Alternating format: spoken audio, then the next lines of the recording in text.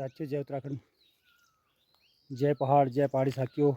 मैं कुंदन बिष्ट आप सबका साथी आप सबका स्वागत करता हूँ अपने YouTube channel life of Uttarakhand के ज़रिए।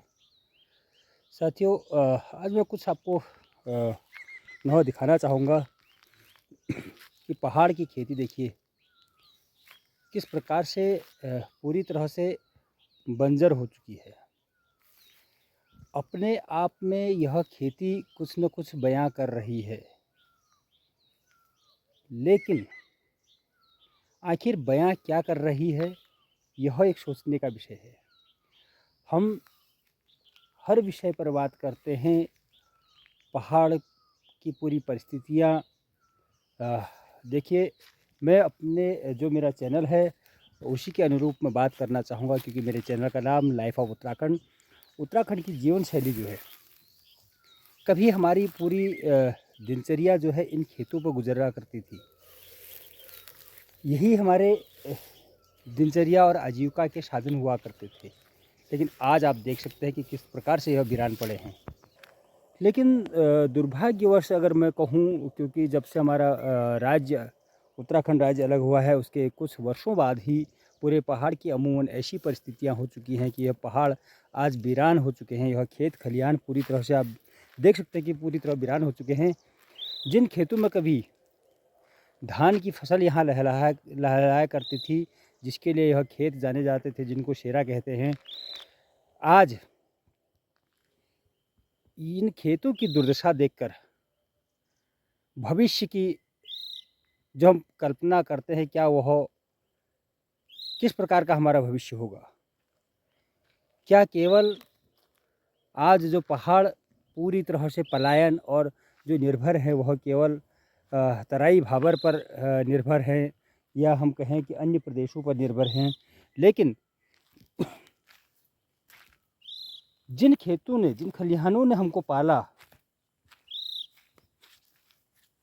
क्या आज हम अपनी इन मातृभूमि के लिए हमारा कोई ऐसा योगदान नहीं बनता है कि हम इन खेतों को पुनर्जीवित कर सकें और इन खेतों की रक्षा कर सकें, क्योंकि यह हमारे पुश्तैनी बाप दादाओं की जो धरोहर इसको कहेंगे, क्योंकि यह हमेशा हमेशा के लिए रहती है। तो अगर हम अपनी मातृभूमि को, अपनी माँ को नहीं बचा पा रहे हैं, तो हम इन पहाड़ के और पहाड़ को बचाने का सपना कैसे साकार कर सकते हैं। बात आती है सरकारों की, लेकिन सरकार भी इस ओर लगता नहीं कि ध्यान दे रही है, क्योंकि पहाड़ जिस तरह से वीरान होते जा रहे हैं, सरकार की कोई ऐसी कार्य योजना, कोई ऐसी ठोस नीति इन खेतों के लिए, इन पहाड़ों के लिए नज़र नहीं आती है कि जहाँ पर इन खेतों में कार्य हो सके। अब अगर मैं बात करूँ, सरकार योजनाएं चला रही है, पलायन आयोग के तहत उन गाँवों को जो है सुख सुविधाएं दे रही हैं, लेकिन दुर्भाग्य यह है कि उन गाँवों में, जो पलायन के गांव हैं, वहाँ अमूमन जो युवा वर्ग जो कार्य कर सकता है वह पूरी तरह से नदारद है। क्या वह हमारी जो बूढ़ी नज़रें, जो बूढ़ी माएँ हमारी उन दहलीजों पर बैठी हैं, क्या वह कार्य कर पाने में सक्षम हैं? क्या सरकार ने जो पलायन आयोग का जो खाका खींचा है, क्या वह पूरी तरह से कार्य कर रहा है धरातल पर?